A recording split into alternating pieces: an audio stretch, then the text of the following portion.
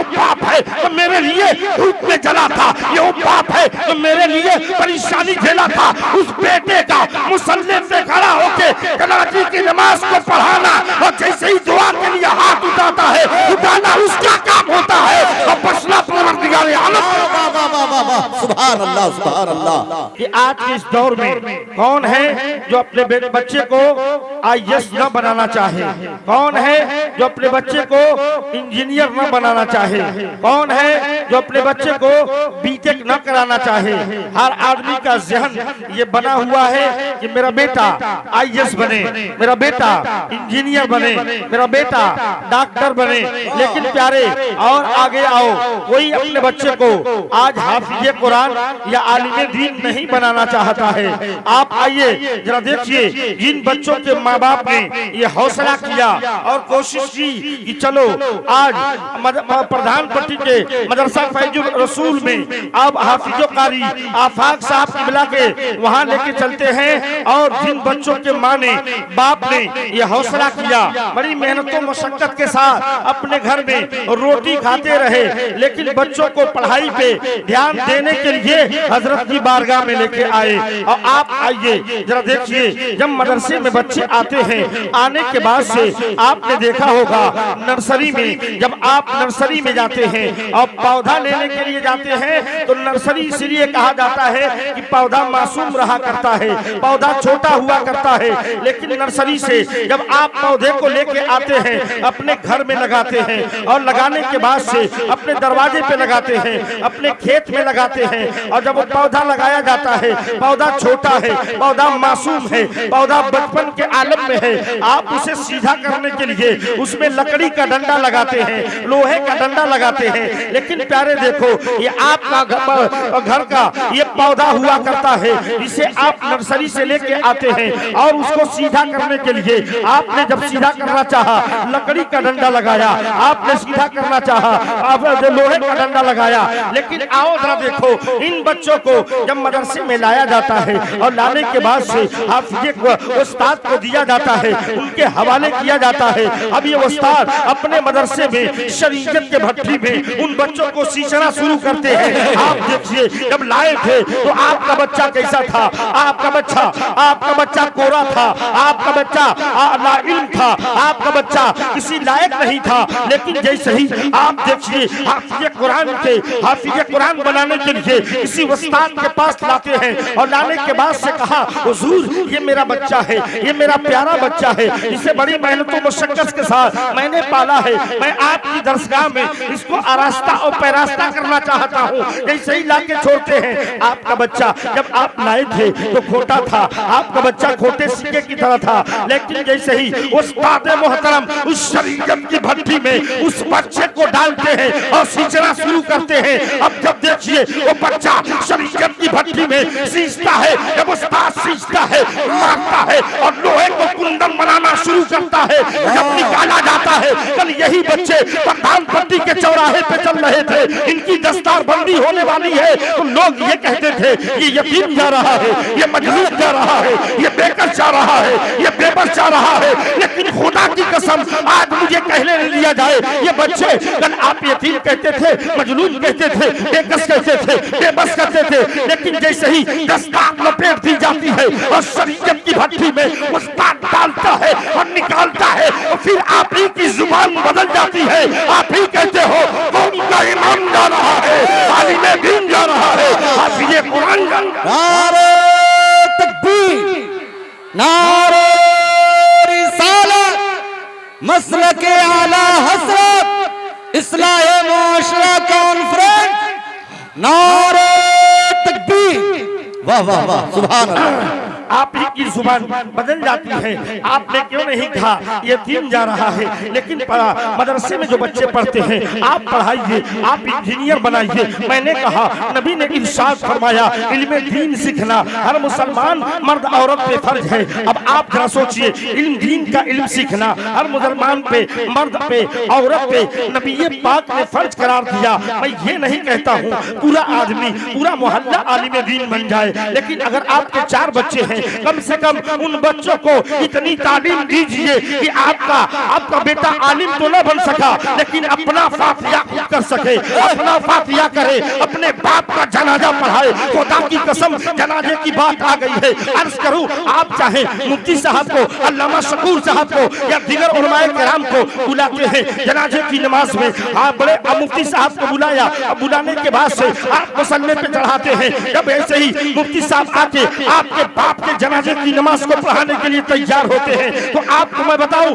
उस मैयत से मुफ्ती साहब पढ़ाएंगे, लेकिन मैयत से जो मरा हुआ है, मैयत से और मुफ्ती साहब से इतनी मोहब्बत नहीं है। लेकिन अगर बाप मरा हुआ है और बेटा हाफिज़ कुरान है, बाप मरा हुआ है, बेटा अलीम दीन है, बाप मरा हुआ है, बेटा मुफ्ती है, और वो मुसल्ले पे खड़ा होता है और रब की बारगाह में अपने हाथों को उठाता है, तो उठाना होता है। वो बाप है, वो इस मोहब्बत उसके दिल में है। ये वो बाप है जो मेरे लिए बड़ी मशक्कत काटा था। ये वो बाप है जो मेरे लिए धूप में जला था। ये वो बाप है जो मेरे लिए परेशानी झेला था। उस बेटे का मुसल्ले पे खड़ा होके जनाजे की नमाज को पढ़ाना और जैसे ही दुआ के लिए हाथ उठाता है, उठाना उसका काम होता है। और बसना परवरदिगार आलम। सुभान अल्लाह, सुभान अल्लाह, बहुत खूब, बहुत खूब, वाह वाह। इसलिए कहूंगा कि आप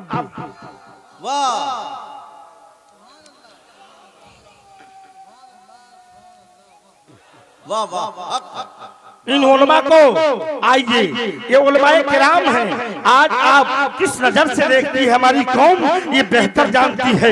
लेकिन मैं बताऊं, जब रब ताला क़यामत के मैदान में आलिम को और आबिद को बुलाएगा, रब फरमाएगा आबिद तू जन्नत में जा। मैं आपकी तवज्जो चाहता हूं हज़रात, मेरी बात अब कुछ मिनट की तकरीर बची हुई है, क्योंकि मुझे ज्यादा देर बोलना नहीं है। देखिए, रब ताला क़यामत के मैदान में आलिम को भी बुलाएगा, आबिद को भी बुलाएगा। आबिद को कहेगा, ए आबिद तू इबादत करता था, तू जन्नत में जा। आलिम को रोकेगा, मौला ताला की बारगाह में आलिम परेशान होगा, ए मौला तू मुझे जन्नत में जाने से रोक दिया है। रब का फरमाने आलीशान होगा, ए आबिद तू जन्नत में जा। आलिम तू रुक इसलिए कि तेरे सदके में आज तू शफाअत करेगा, आज तू जिसके लिए दुआ करेगा और जिस पे हाथ रखेगा इंशाअल्लाह मैं उसे बख्श दूंगा। आलिम की अहमियत है। आपने क्या समझा?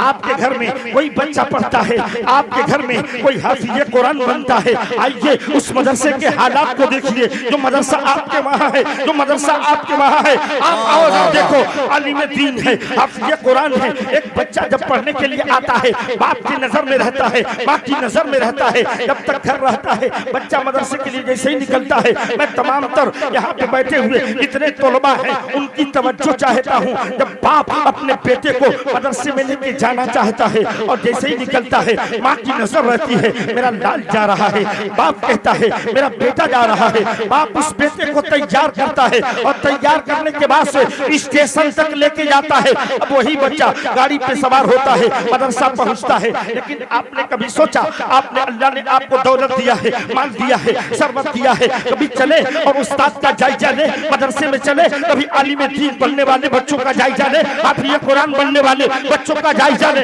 उनकी जिंदगी कैसे कट रही है। जब तक आपका बेटा, और से सुनो मुसलमानों, फर्क क्या है मदरसे की जिंदगी में और घर की जिंदगी में। जब तक आपका बेटा घर में था, माँ की नजर में था, बहन की नजर में था, बाप की नजर में था, मोहल्ले वालों की नजर में था। आप उसको खिला रहे थे, पलंग पे सुला रहे थे, चारपाई पे सुला रहे थे, तकिया लगा रहे थे। लेकिन मदरसा में बच्चा जैसे ही पहुंचता है, पहुंचने के बाद से अब उसको जमीन फर्श पे सोना पड़ता है, पानी की तरह दाल खानी पड़ती है, चावल है, बड़ी कंडीशन, ऐसे हालात में कंडीशन खराब हुआ करता है। लेकिन उस्ताद की नजर में रहता है। अब देखिए वो पलता है, फरमान करता है, उस्ताद उसको नसीब फराज की मंजिल से, मरहले से गुजारता हुआ वो आगे फरमान चढ़ाता है। लेकिन प्यारे देखा, उस मदरसे में पढ़ने वाला बच्चा, आज लोग कहते हैं ये बीमार नहीं होता है, मदरसे में कोई बच्चा खांसता नहीं है, कोई बच्चा बीमार नहीं होता है। आखिर वजह क्या है? मुसलमानों, आज के इस इस्लाहे मुअस्सरा कॉन्फ्रेंस में एक जुमला मैं बोलने जा रहा हूँ, उसे दिल की तख्ती पे नोट करके लेके जाओ। आपका बच्चा जब तक घर में था, बाप की नजर में हुआ करता है, लेकिन बच्चा जैसे ही मदरसे में जाता है, रसूल पाक की नजर में हुआ करता है। अल्लाह ताला का करम हुआ करता है, जो नबी का मेहमान मुसलमान है उसे बीमारी छू नहीं सकती है, और जिसके लिए दुआएं उसका मुस्ताद करता है उसे मुसीबतें टकरा के दूर हो जाएगी। वाह वाह वाह, हक।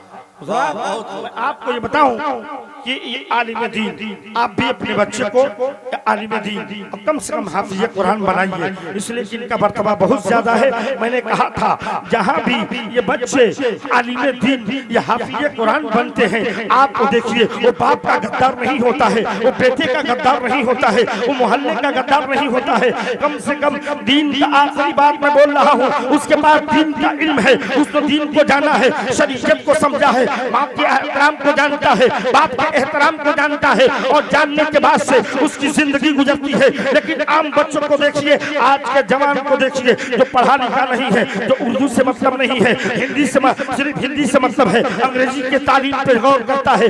आप सोचो आज का जवान ये सोचता है मेरे बाप ने मेरे लिए क्या किया, मेरी माँ ने मेरे लिए क्या किया, मेरे मोहल्ले वालों ने मेरे लिए क्या किया, एक ताना मारता है। आज का जवान ये कहता है मेरे बाप ने मेरे लिए क्या किया। खुदा की कसम, बाप का वो मकाम है और माँ का वो मकाम है। अगर आप माँ बाप की फजीलत को जान जाओ, अगर आदमी हज के लिए जाए और खाने काबा का गिलाफ पकड़ के चूमता रहे और जब तक उसकी माँ नारी न हो, अल्लाह ताला उसे बख्श देगा नहीं। वाह, हक। मैं आपको बताऊं, आप ये कहते हैं कि मेरे बाप ने मेरे लिए क्या किया, तो मैं बताऊं कि एक एहसान आपके बाप का और आपकी माँ का, मैं बहुत सारे एहसान को गिना दूंगा, लेकिन एक ही बात मैं कहूंगा, आपकी माँ और आपके बाप का ये हाल है। आप जब तक बाप से मोहब्बत करते हैं, माँ से मोहब्बत जवान करता है, आप देखो वो जब तक कामयाब रहता है, वो दुनिया में भी कामयाब रहता है और जहाँ जाता है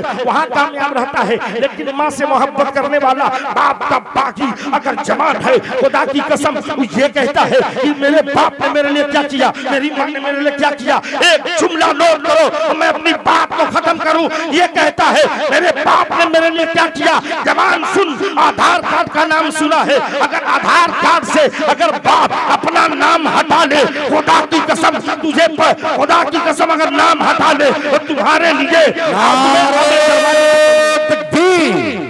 नारे रिसालत, मसलके आला हसरत, अल्लामा मुफ्ती शमशाद साहब किबला, नारे तकबीर, नारे रिसालत। वाह, बैठ जाइए।